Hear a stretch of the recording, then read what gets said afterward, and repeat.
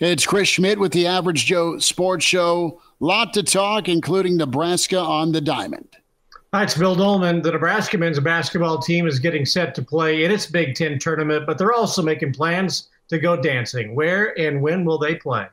Mitch Sherman here. We're going to talk about Nebraska women's basketball making a run for the Big Ten tournament championship in Minneapolis. And it's Elijah Herbal here. Bill Dolman's on spring break, so let's relive the college days and take it back, tell you some spring break stories from our glory years.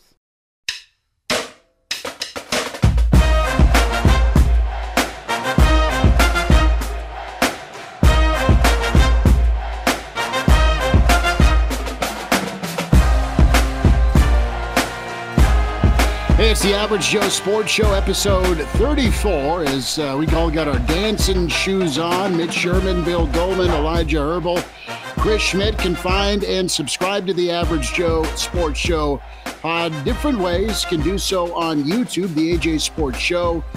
Find it there. And tell a friend, like and subscribe. The AJ Sports Pod is where you can find and follow on Twitter, Spotify, iTunes, where you can get the audio download. Fellas, it is spring break. We will get into story time in a little bit, but the story is going from 12 to 3 for Fred Hoiberg and Nebraska basketball. Preseason 12 in the League of 14 for the Big Ten basketball projections. The Mayor and Company delivered in Ann Arbor, fellas. And Mitch, Nebraska not only has played like a tournament team, the more we get into March, they look like a tournament team. We can finally say Nebraska is a tournament team. It's not official until Sunday, but I think we're all ready to declare it. There's no drama about the Huskers' fate on St. Patty's Day. They're in the tournament. No matter what happens in Minneapolis, they can lose 78-6 against Michigan on Friday night. They're still in the tournament. They're getting in. And it's just a matter of where they're placed and who's in that first game that is the team that gives Nebraska a shot at making history. So what a finish. You know, we talked about this over the weeks, just what Nebraska had in front of it from that brutal 4-game stretch in February, and then how the schedule softened down toward the end, and they went and won 6 out of 7, which was, I think, a little better than even what the most optimistic of us thought. I believe I made the comment at some point that they were going to be aiming to get win number 22 in the Big Ten tourney, and that would secure it. Well, they got 22 on the last day of the regular season against Michigan. So congrats to Fred Hoiberg, and let's see if they can make history. Look, I've had him in the Sweet 16 for about a month and a half now, so this is not news to me. But I think a couple of weeks ago it started to crystallize in people's minds that this was no longer an if they can, but where would they be seated? And one thing that you really haven't heard much about this Nebraska team when it was in or out in that conversation was never being one of the last ones in that would have to play at Dayton or something. It's always been that if they're in, they're going to be somewhat, relatively speaking, solidly in the tournament. It wasn't a play-in team, which I always kind of found that interesting in those conversations.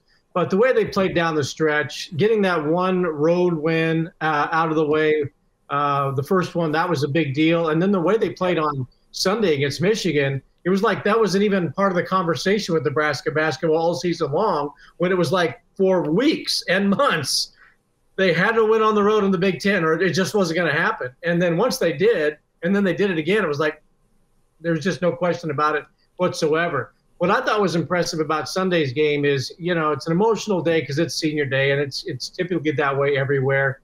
You would think that Michigan's playing for maybe Juwan Howard's either job or at least to send him out on a positive note in what was probably his last game coached there at his alma mater. But they got off to a strong start. They were hot. Daniels played well, and Nebraska just continued to match him and wore them down the way that they typically do. And then once that game got to the latter stage of the first half and into the second, it was really a foregone conclusion that Nebraska was far superior and did, I think, more than it had to do at Michigan. They dominated on the road. Mm-hmm. I'm confused. Keisei Tominaga was just doing his Caitlin Clark impersonation for much of that game, or maybe I should say his Jazz Shelley impersonation with running shots and acrobatic stuff. But the step backs, Elijah, you go ahead and say what you were thinking. But I want to get back to I want to hear if you guys were dual screen action going on between the Nebraska men and the Nebraska women at the same time. Oh, I absolutely was. I may be a little ill prepared here because I was under the impression this show was going to be about Kate Middleton and the drama surrounding her. That image yesterday. Is she alive? Is she dead? Is she hidden? I did all my preparation on that. So we said Caitlin Clark, but that's on me. I'm kidding. I know I did have I actually was watching 3 games at once. Being an English, so I started my day off. Yeah, no, get this. So after the time change, I start my day off watching the Tottenham Aston Villa game, like bits and pieces. I kept on falling asleep in the first half. It was not a good first half, a little boring in that regard. But Tottenham ends up getting the win. I sneak in a little nap, and I wake up on my couch, Michigan on top 8-2 over Nebraska, and I wake up and go, "Oh, brother!" It's kind of like that jolt to being awake that I needed. But then for the remainder of that morning and into the afternoon, it was watching the Nebraska basketball game on my phone, the men's game, and then flipping between the women's game and the Manchester City-Liverpool game on my television. I didn't have enough screens, so I was flipping between with the game on my phone, and it was a lot of drama. It was messy, but we got through it. We got to watch all the games at once, and that is pretty close, aside from the clocks changing and ruining my sleep schedule, to being the ideal Sunday morning of sports. You said it was messy? I thought he played in the U.S. Way to bring it in. Time change sucks. I think we can all second, third, fourth, eighth that. But watched the first half on TV of Nebraska and the second half, but had the Husker women on my phone and their battle against Iowa, and they were up most of that game, double digits, and just couldn't hang on. We'll get to the Nebraska women and what Sunday meant beyond just being so close to a automatic bid. They showed extremely well. But, yeah, I think a lot of folks in the great state of Nebraska were double-fisted it, so to speak, with either their phone and their flat screen or both flat screens or whatever. But it was a really awesome moment where you got some prime time for the Nebraska women and you got the Nebraska men doing their job. And I'm with Elijah, Bill. I thought about shooting you a text, and the way that Michigan started off, we're like, my God, is this just another bad dream where the Wolverines start out from distance so hot, McDaniel couldn't miss, and Nebraska didn't blink. And they just got going. Their game plan, their offense, and quite honestly, just their shot choice. I mean, I love the fact that they got to the rim, Bill, and then they kind of went from inside out, and it was raining threes. Hell, they shot 70% in the first half. Well, Tominaga was the star of that first half, no question, and they were talking about him, reaching Piatkowski's scoring record. That didn't materialize in the second half, but while as dominant as he was individually in the first half, it was a team effort that pulled away from Michigan in the second half and didn't let them back in. They were relentless rebounding. They were relentless getting to the basket. They hustled more. Josiah Allick has been such a game changer in that regard. The way he and Sam Hoiberg affect a game without putting stats on the sheet is really kind of remarkable. Juwan Gary, again, just watching him rebound and go after the ball as it comes off the rim. That's another thing that's not a stat. But, I was watching Gary and I'm thinking, go back to the game at Rutgers when, everybody thought he was done for the year. And he was gone for 3, and then Nebraska slid a little bit. Then he came back against Northwestern. They pulled out that win with him on the floor in the second half of the game. They just have so many different ways to affect a game in ways that, again, aren't on stat sheets. And it's so impressive in that regard. You know, I mentioned this on the show last week, that who would we want to see, or who would I want to see Nebraska play? And I mentioned, I think, Purdue, because Wright Mass has the ability to pull somebody like a Zach Edey out because he's a three-point threat and he distributes the ball so well. He's a good passer from the perimeter. And you bring Edey out, you know, that, again, that impacts the game, and it's not on the stat sheet. So, you know, long way going around it. Yeah, Tominaga was great. Nebraska, you know, dominated the game, you know, from really start to finish. And they didn't have the drama. The drama of that game was early. Okay, it's 8-2, and you're going back and forth a little while. 9-point lead at halftime. You didn't have what happened at Indiana when they blow a 20-point lead and nearly give up the lead, but eventually win the game by 12 or 15. But I thought against an opponent that's not very good and ready to pack it in, for Nebraska to win the game the way that it did was one of the more impressive performances, I think, of the season. I had one game on the bar TV up here, and then I had one game, and we were switching back and forth. I had one game on the big projector over here to my right. If you're watching on YouTube, well, I don't want to turn the whole computer around. Okay, fair enough. All right, there. It's over there. There it is. Holy cow, it's a theater. Yeah. It's a big boy.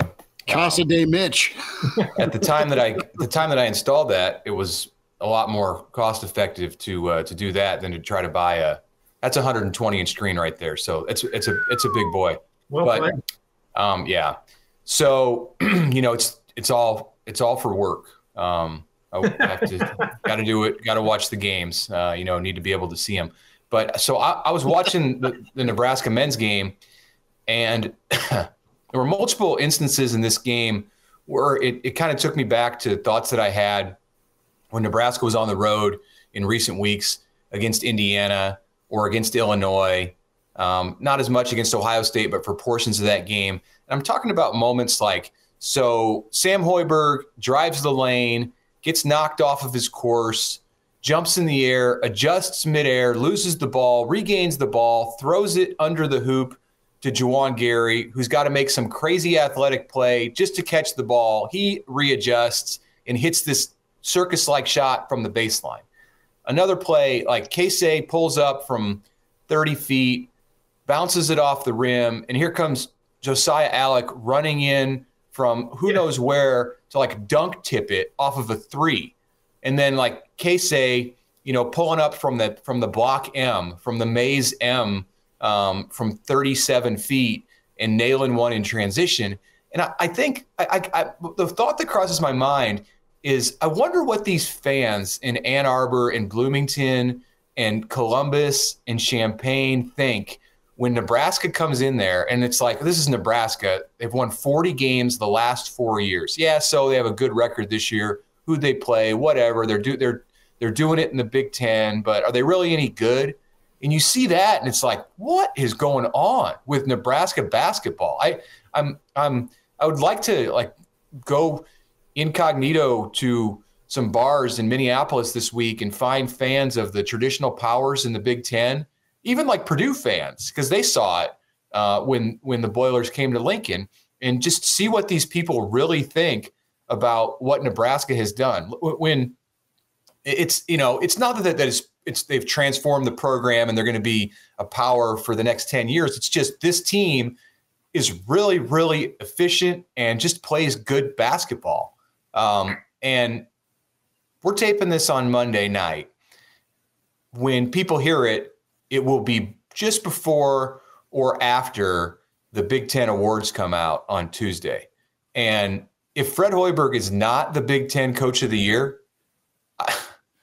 then take the votes away from the coaches who picked and the media who picked, because you can say what you want about Matt Painter and the job he's done with the National Player of the Year.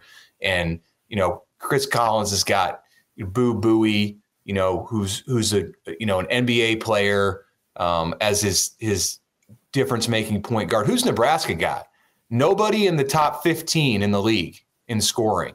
Just a bunch of guys who are out there making plays and getting it done. So that speaks to me about the job that that Fred has done, and I expect on Tuesday we're gonna see him named the Big Ten Coach of the Year. Well, it's interesting whenever you kind of discuss that, like which guys from this Husker basketball team are truly in line for some all Big Ten type honors, first and second team. You don't really see the guy. Nebraska is not a team. Somebody will get second team. They're not a team like Northwestern, though, that Boo Buie's led that team and is the heart and soul of that team. It's not like it's a complete team effort with this Husker basketball team. Like, I wouldn't be surprised if Nebraska didn't have a single guy in the top 2 teams of the All Big Ten awards. Like, you'll probably get a third teamer in Mast, but Gary. It's his first, second honorable mention. So I think so. Yeah, I think Tominaga will get. I think Tominaga's got to be a minimum second team, and I think you could. Are you going to have an all defensive team? Because I think you could. There's a freshman team, but they won't have anybody on that. There's a defensive player of the year. I don't think they have a defensive team as they do in the NBA. I could be wrong on that. Well, and Edey will grab that again, I would think. But, guys, Nebraska is flying at a level that you don't get to see that often. I'm interested to get your take, fellas, on just trust factor. We've laid out the joy part of Nebraska, but is there still a little bit in you, glimmer of doubt, that say they get Penn State, say they get Michigan, say they get Indiana for a third time, right, after kicking their feet up? And, Bill, you touched on it last week with the extended amount of rest. Are you worried about one and done in mini? Or do you think this will travel? And it's I've asked it, I think, every other week we've talked basketball, but there's still – are you willing to put your money where your mouth is, so to speak? Do you think they're going to at least get to a rematch with Illinois, assuming Illinois gets by Ohio State / Iowa? Can this team be better than just one and out in Minneapolis? Their work's done. Now it's to fight for an 8 seed, a 7 seed, stay at a 9, go to a 10, whatever. So they've mission accomplished, but not really. I think their bracket, early bracket, sets up well. I mentioned it last week. I'm not a big fan of not playing at this time of year, and they have the potential. Well, they will. They'll play one game in 13 days before they tip off on Friday, something like that. And then if you play, if you have a team that's going to be playing for the third time, and you're playing your first game, I think that's a little better than the team that got a first round bye and then is playing a second game against Nebraska. If you got that team that's playing a third time, what would that be? Penn State or Michigan? I like your chances on the double bye. Sure. I think Nebraska's bracket, though, whether it's Penn State 11, Michigan 14, or Indiana 6, all three of those, I think are definitely 5-0 against them. So. Right, and I think it sets up well for Nebraska to get past Friday and into the semifinals on Saturday. Indiana, beating them a third time, but where are they mentally? I was surprised they're 6, to be honest with you. I'm surprised they beat. I mean, they had a great home win yesterday against Michigan State. I mean, they're a little dangerous. Indiana, they beat Michigan State. Prior to that, one at Minnesota. Before that, one at Maryland. Before that, one at home against Wisconsin. So they've won 4 in a row. That's how they got to 6. They've won 4 in a row going into Minneapolis. So that's a team that's playing at least better right now. I'm with you, Bill, that I worry a little bit about the too much rest factor. And that's why these practices that Nebraska's going to have in Lincoln, and then when they get to Minneapolis, the stuff that they do is so important.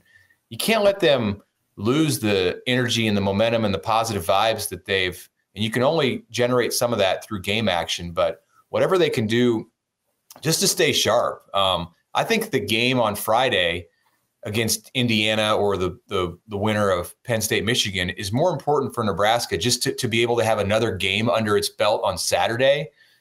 So that when it goes into the NCAA tournament, which is the following Thursday or Friday, it's not in a situation where it's only played 2 games in the last two weeks. Yeah. You'd like to have a second game in Minneapolis, more so for the for the freshness and just keep the blood flowing factor than for seeding purposes, because there's obviously no difference between an 8 and a 9 seed.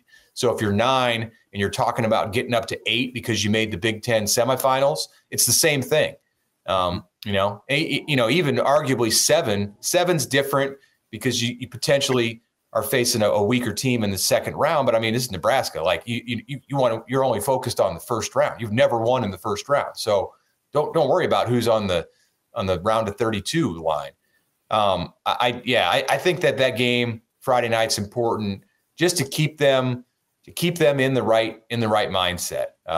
They need to win that, get to 23 wins, and then whatever happens after that is gravy. If you lose to Illinois, you bow out. You get to come home and have 24 hours to rest before watching the selection show. That's fine.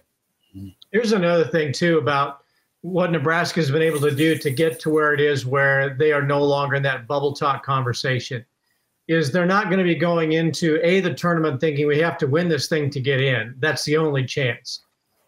And B, they don't have to go into the tournament thinking we have got to win at least 2 or 3 games to potentially get into the conversation to get a chance. Nebraska right now is going into the Big Ten tournament knowing it's going to play in the NCAA tournament.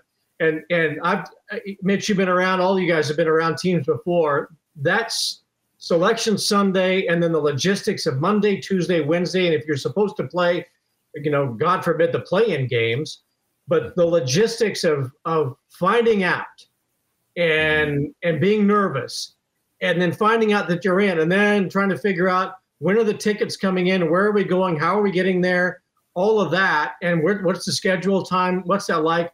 Nebraska has time to mentally prepare for the hectic nature of the first week of the tournament.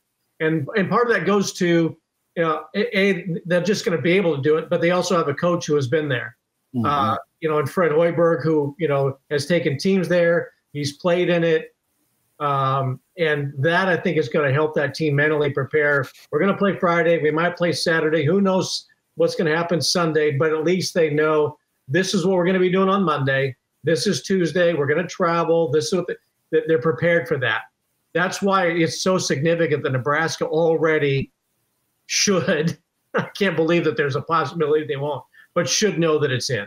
They can be prepared for that, the hecticness of next week. Right. But if they didn't, those teams that are on the bubble and are waiting and are going to be waiting until the final moments of the dinner hour on Sunday, if they get their name called, then it's going to be like, then what? They're going to celebrate, then what? Then what? That's where it becomes a nightmare for like the operations director and the third assistant coach who's in charge of, whatever chore that they choose to give that coach. But the players for Nebraska aren't going to have anything, they don't have any of those logistical concerns. And I do think that helps, but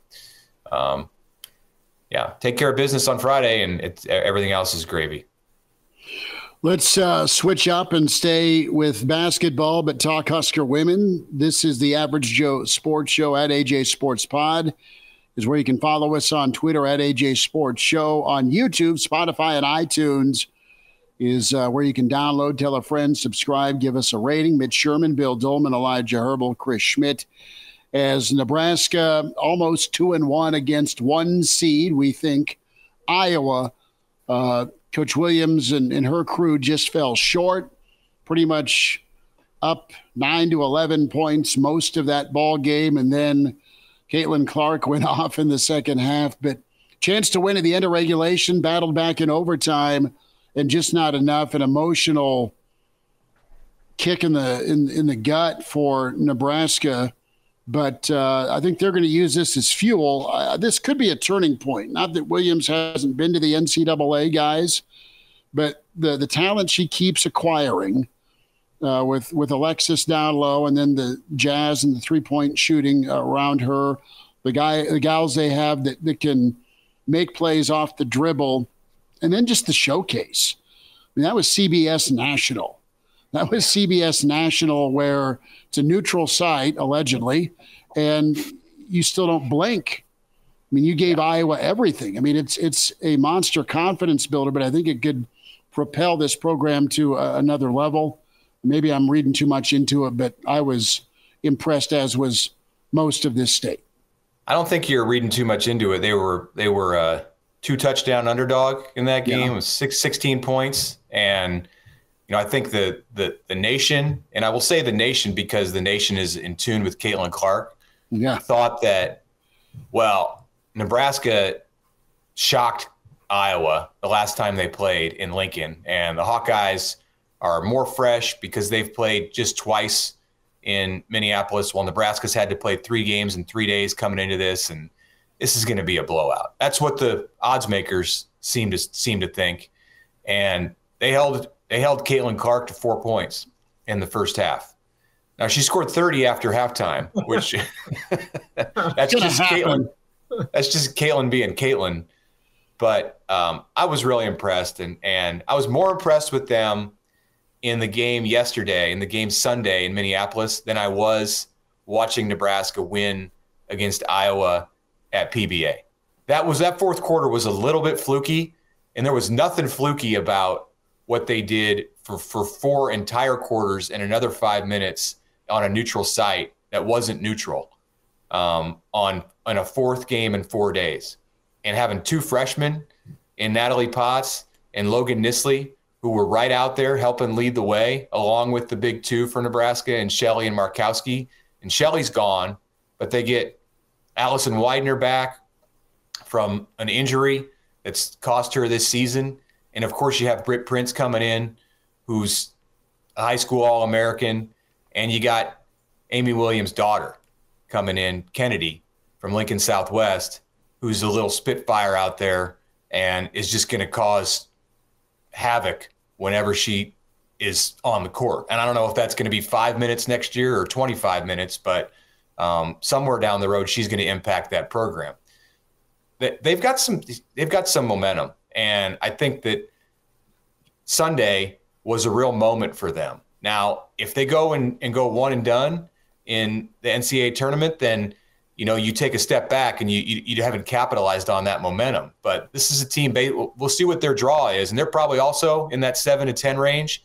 So you might be up against a 2 seed in round 2 if you can get there. And that's awfully tough. But what you want to avoid in women's basketball is being in the 8-9 game. Well, because then you're basically dead. Yeah, we talked with Andy Markowski about this a couple weeks on the show, and he talked about the importance of getting up to that 7 number if you can. Because in his opinion, and I trust his opinion more than I trust my own, but I'd agree with it, there's a pretty wide gap between the number 1 seeds, the top 4 teams in the women's tournament this year, with the teams that you don't want to play South Carolina. Yeah, with the teams that are going to be seeded 2 or seeded 3. There's a wide gap. South Carolina, you put Iowa up there, some very, very good basketball teams. You stand a better chance against the 2 seeds this year, which are a little bit less impressive than some all-time great teams that we're seeing with South Carolina and with maybe the greatest women's basketball player in college of all time in Caitlin Clark. Is there any doubt that they're in? The women? No, they're in. Okay. Yeah, because I looked at their schedule and I was they have the Selection Sunday show coming up on their schedule, followed by NCAA first and second round games. So yeah, they're in. They feel pretty confident in it. And I saw that they're 27th or top 30 in terms of teams receiving votes in the final coaches poll of the regular season. They're top 30 in the NET. So if there was, I don't think there was really much question going into Minneapolis, but winning 3 games and taking Iowa to overtime. Now they're unquestionable. I think the big thing for them was improving their seed and potentially if they would have won that game yesterday, Sunday, maybe getting up to a 6. Now I did listen to Matt Coatney and some of his tremendous expertise on the seeding process, and he says that this tournament is heavily skewed to the West Coast, that there's great teams out west, and that the committee is going to be looking to fill those home sites. And in order to do it, you may not have enough true 7s to fill the 7 holes or enough true 8s to fill the 8 holes. So they're okay, according to Matt, to bump up a 7 to a 6. and a team that's truly a 7 up to a 6. So, hey, I think that's less likely because they didn't pull off the big upset against Iowa in the Big Ten final. But you never know. And as we said, even being a 7 is much favorable to an 8. But they are 6-2 in their last 8, so they're playing well down the stretch. That does, come into play. And Mitch, you may have been a part of some of those mock deals in Indianapolis exercises. I did mine. Geez, it's over 10 years ago that I went to Indy and took part in one of those media exercises. And you get all the data, and you have all of these arguments, and you sort through all the numbers. But I've always, said, the thing that always stuck with me, and I've said this on Schmitty's shows before, it can always come down to, who wins, if it's head-to-head battle. And the way Nebraska's playing right now, it's a little bit like the men. They've got a togetherness. They've got a chemistry. Anybody can be a star at any time. But the way they're playing down the stretch, somebody might say, you know what, this team is better than an 8 or a 7, and we don't have a problem putting a team like this in a 6 spot because of the way they're playing right now, and what we saw them do on a major stage. Now, let's face it, Nebraska women's basketball has had 2 of the best commercial performances in its program's history on national stages on Super Bowl Sunday. They beat Iowa in had the largest TV audience of any game this season.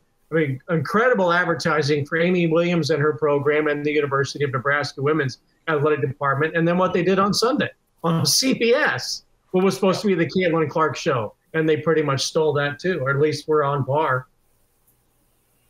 Stole it for about 35 minutes. Yeah. Right.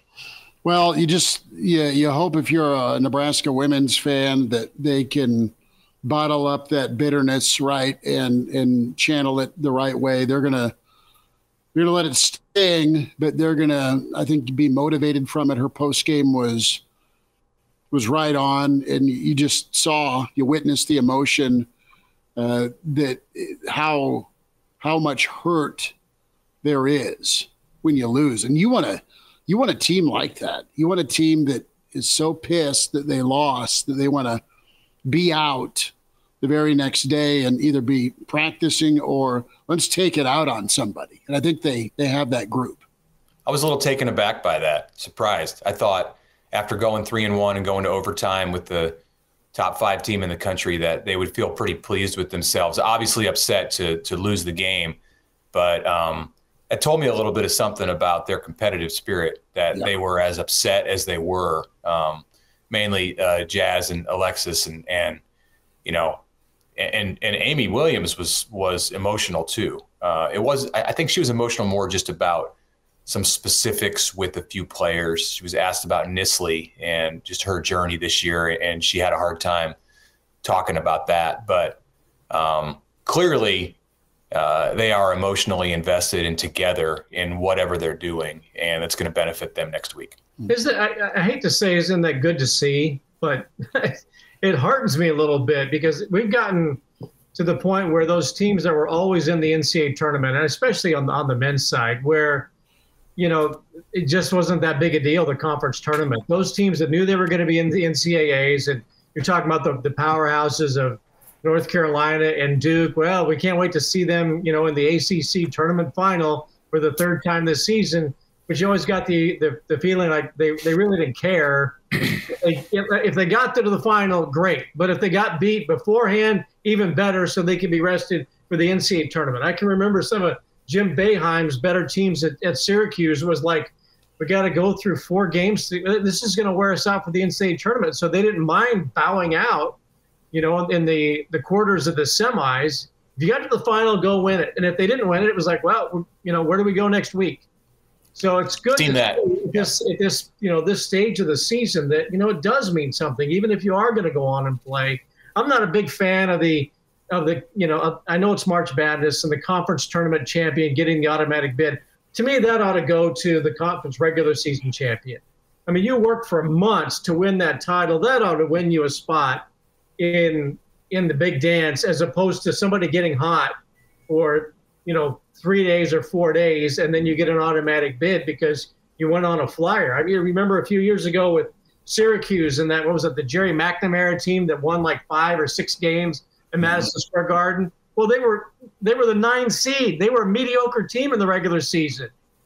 And then they get a conference tournament, championship win when half the teams didn't care, and they get a spot in the big dance. That's why I'm not a big proponent of conference tournaments, but that would be bad television. No, bad. Bill, I gotta disagree with you there. There's a reason it's called March Madness. I think that's what I said. That adds to the madness. I get it, but to me, if you go from December all the way to to March, and you have battled your way to win a conference championship against all of the teams in your league, that ought to be a just reward. And maybe this isn't the big conferences, but again, the Colonial Athletic or the MEAC or whatever, when you've got a team that might have gone, 16-2 in the conference regular season, but won the conference title, and a team that was 2-16 goes on a flyer and wins the conference tournament, they get into the big dance, but the one that won it, dominated all year, is out. I don't see where that's necessarily all that fair. I get your method is more appropriate and it rewards the team that should be rewarded, but the way they do it is more entertaining and more done for the almighty dollar. So that's not likely to change. I mean, you don't want to have teams coming into these conference tournaments that have nothing to play for, and that's what you would have in the majority of these smaller leagues. I get I know. Aspect, right? I get it, but especially when you'll see these teams in the conferences you never see until now, the Atlantic Sun or the Sun Belts, and all of a sudden you're watching these tremendous games going down the wire. Great television. It makes you want to watch. So that's what rules the world. And it's a great way to remind these kids life ain't fair. True. But there's unless you're on spring break and passed out on the beach, then this time of year life is fair for everyone. Let us take a right turn and spend a moment on spring break, because Billy D, you're en route to Daytona. Look at you. Yeah, I was in Daytona, and it was evil, and I'll never go back. It was during Bike Week. I don't think they're going to let you back. No. Got into a disagreement with a former Penn State fan, and cuffs were used, and away we go. Mother never let me live that down. That former Penn State fan, Matt Rule. No, it was Officer something, and he had a glorious mustache. Elijah, you'd be a fan. It wasn't Officer Sand. No. Mitch, let's get back on track. Where did you go on spring break, dude, when you were at Nebraska? Yeah, so multiple times I went to the state of Florida. Not as much beach of a beach vacation as it was a baseball vacation. Okay. For me, so I had a unique situation in college where my buddy Trevor, who won't mind me saying this, his dad was a major league umpire for part of his career, and then he wasn't a major league umpire, and then when the major league umpires were on lockout or strike, he was a major league umpire again, and he had a crew, and he was a crew chief. And they were based out of Tampa. And so the two of us went down and hung out with the umpires for a week, crisscrossing across little towns in the state of Florida from coast to coast, like Kissimmee, Florida, and Lakeland, Florida.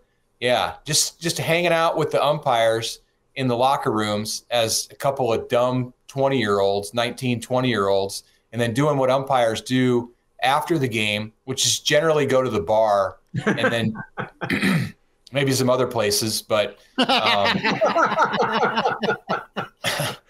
I mean, it was eye-opening. I'll say that. It was a hell of a lot of fun. I found out that if you take a baseball into a packed bar, and it's like an official unused American League authentic baseball, and you give that to the bouncer, sometimes you don't have to wait in line. And it, you don't even have to be a player. You can just be somebody who's affiliated with the game. But we had a lot of fun with that crew down there and those guys. And shout out to Jeff Hendricks of Lincoln, Nebraska, the also esteemed umpire who made a turn in his career to shortly after that time that we were hanging out with Jeff in Florida to go into college umping. And he's been at the College World Series a half a dozen or more times now, and he's still calling balls and strikes in Big 12 and other games. You'll see him at a Creighton, Nebraska game this year, I'm sure, but he was part of all of that fun too in spring break for us. But it was great, and it was non-traditional. We weren't passed out on the beach, but we enjoyed it. Yeah, Jeff Hendricks, one of the best. He got me in for a Husker baseball scrimmage a couple years ago. I got to pick his brain. Great resource to have here in the city of Lincoln. So shout out to Jeff. I know he listens to the Hail Varsity show sometimes and occasionally this show. So maybe he'll hear that story, Mitch. That'd be good stuff. Jeff is incredible. I have not heard this story about using a baseball to get into a bar, though. That's a new one. Yeah, he was the mastermind. So I don't take credit for it. I'm just relaying what he taught us how to do. You see Igor over there? Go give him a baseball. Maybe it'll be okay. And if that doesn't work, a baseball is a great weapon too. Dolman, I need a spring break story. Elijah, you had to go somewhere. Well, yeah, Bill, I need you on your way on spring break. Can you confirm or deny that there are a mountain of empty beer cans behind your camera right now? A mountain of empty? No, we took care of those before we went on the air. We hide all the evidence. And by the way, they would be Guinness bottles too. Yes. What cans do you speak of? Yeah. I do not understand this language. That was back in the old days when they would be cans. My first spring break in college was to New Ulm, Minnesota, of all places, because a guy in my fraternity was from there, or his sister lived there, and there was a brewery up there. So we went up there when we were not old enough, so we did that. But that was how that's how I began my spring break career. But I did end it in all-star fashion, going down to Daytona Beach. And I think when I mentioned this to you the other day on the Hail Varsity show, when I said I was going down to try and find Martha Quinn, that you did not know who Martha Quinn was or is. Come on, MTV. Look, there's Alan Hunter, and there's J.J. Jackson, R.I.P., there's Mark Goodman, and Nina Blackwood, for whatever. But for anybody who grew up in the 80s and wanted their MTV, it was all about Martha Quinn. She was unquestionably the best, VJ. It was all about. Anybody. Was she there? Did you get to see like a live spring break show with Martha Quinn? No, did not. Oh. But it was chasing the unicorn. There was no doubt about that. But see, downtown Julie Brown is kind of my era of MTV VJs. Yeah, well, she would have come after Martha Quinn. So yes. Yeah. So we went down there because that was the thing to do. And you had your friend Trevor. Mine was my buddy Boozer Bob, and he lived up to it, and so did I. And we took one of these college bus trips down there.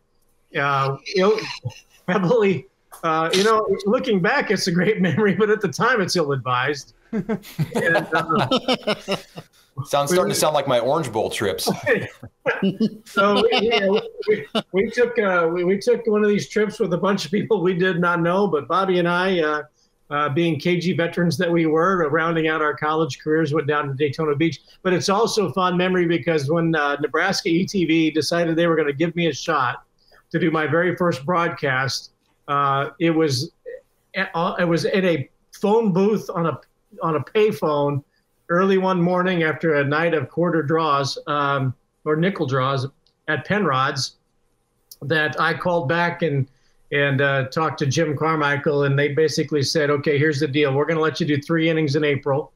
And then we're going to have Adrian Fiala. He's going to get to do 3 innings because he'd like to do 3 innings.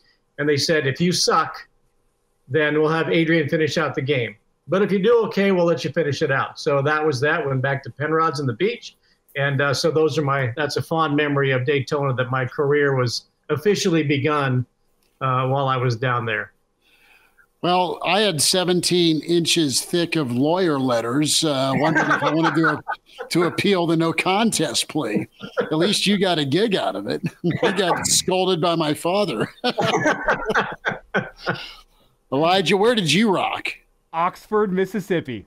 Oh, nice. Oh, freshman year of college, they were not going on spring break for like another 2 weeks. They were 2 weeks after UNL. And my buddy Grant was attending Ole Miss at the time. So Brian and I, we hopped in his car and we made the just over 12-hour roadie down to Oxford, Mississippi. We got some great gas station barbecue on the way, which if you're ever driving through Mississippi, the best barbecue is in the gas stations, just to let you know. So we grabbed the gas station barbecue. We get down there and we meet up with our buddy Grant, and he says, hey, this is fantastic. We actually have a formal tomorrow night. And my girlfriend, who is the only other person that attended Ole Miss that was from Nebraska, somehow he met up with her down there, met another Nebraska. They're engaged now, so I got to make time for their wedding here next spring. So all's well that ends well there. But his girlfriend went and set up both me and Brian a formal date with some of her friends. Little known to me, the date that I got set up with had recently broken up with her coke dealer boyfriend, who was also going to be at the formal. I am talking like 3 or 4 days prior they had broken up. Like, it was very, very recent. He was unhappy. And I didn't learn this until I get to the formal. And I learned the broken beer bottle. And I learned how unhappy he is.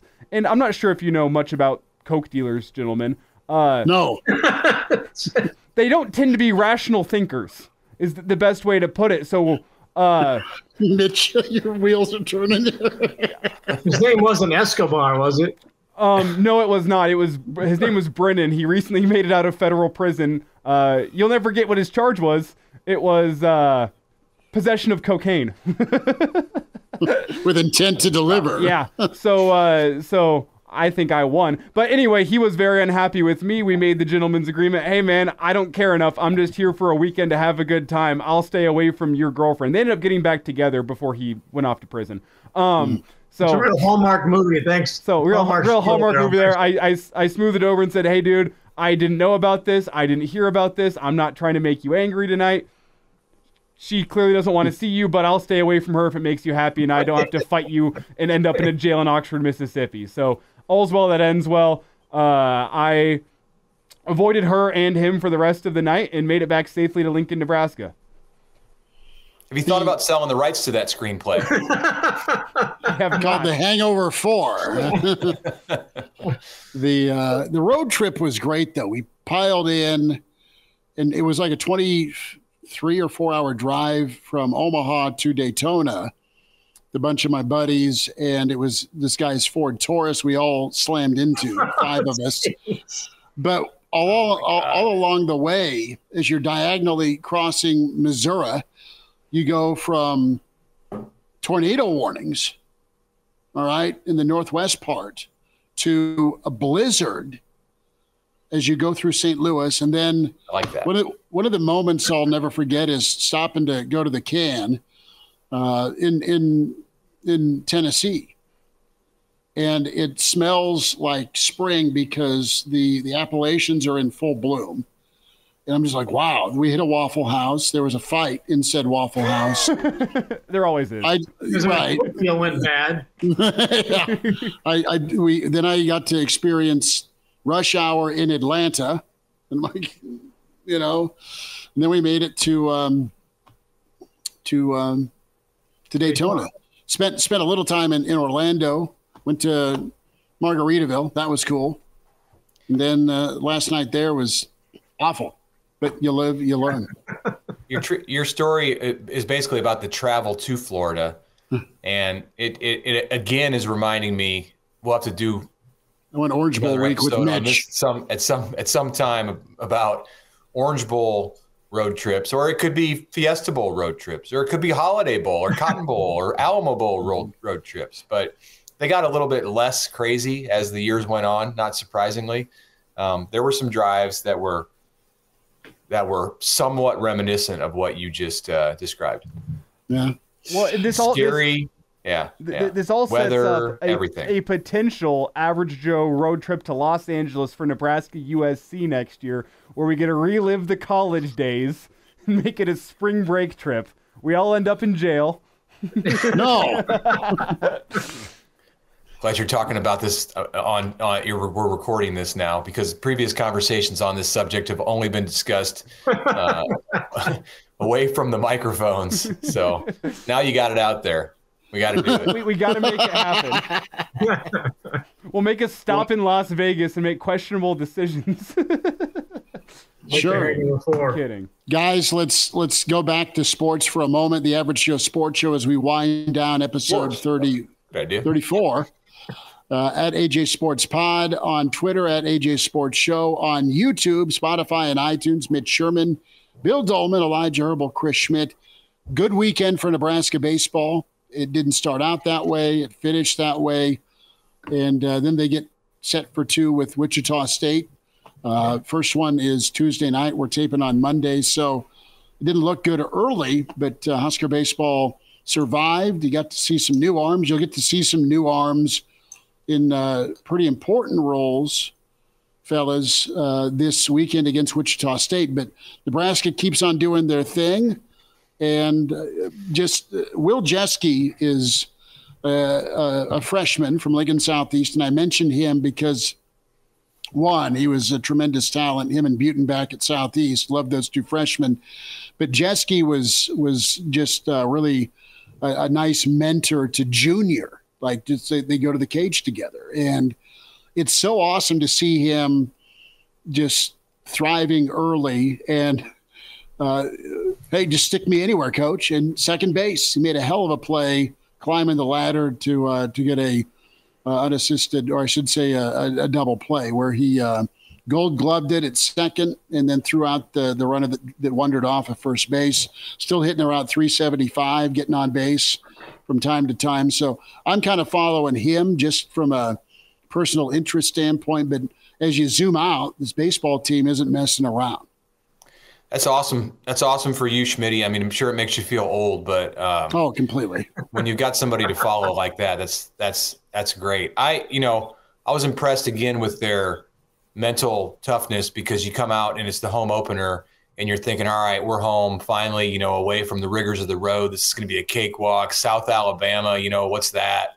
And they got pasted on Friday. And, I think you can walk into that home opener and think like it's a foregone conclusion that you're going to win. Like you're supposed to win that game. Nebraska doesn't lose that game.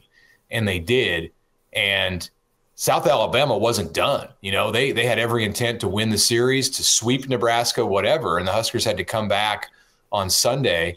I was excited to see Ty Horn, the freshman out of Kansas, get his first shot as a starting pitcher. And it didn't go well for him, in part because the Nebraska defense was uncharacteristically bad on Sunday, especially in the early innings. So they got down big again, and it could have gone the way that Friday's game did very easily and just chalk that up as a bad weekend and move on.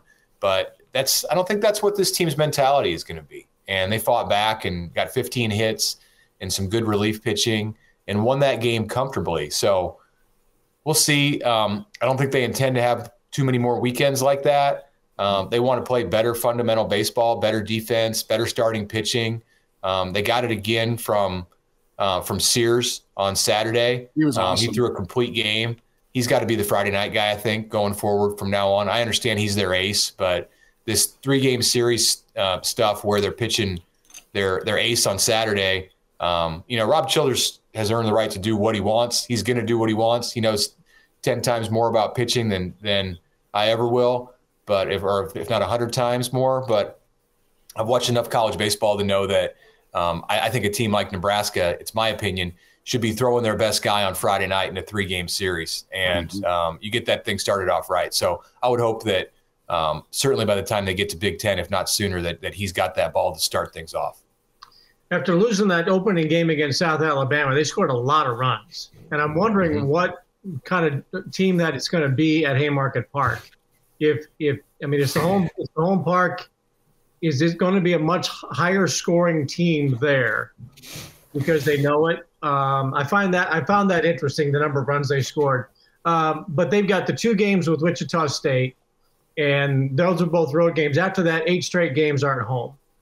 And I'm curious as to how the pitching staff is going to be, I don't want to say manipulated, but I think whatever they're going to do between Wichita State, 2 midweek games, then you've got, 4 with Nicholls State, I think, at home, but they're going to be getting into Big Ten play fairly soon. So how will the pitching staff come together with all of these, with all the games that they have? I think they have a midweek game with Omaha after Nicholls State. So Omaha's terrible, by the way. If you're wondering, this is not the Mavs from last year that beat Nebraska multiple times. They were winless going into last week.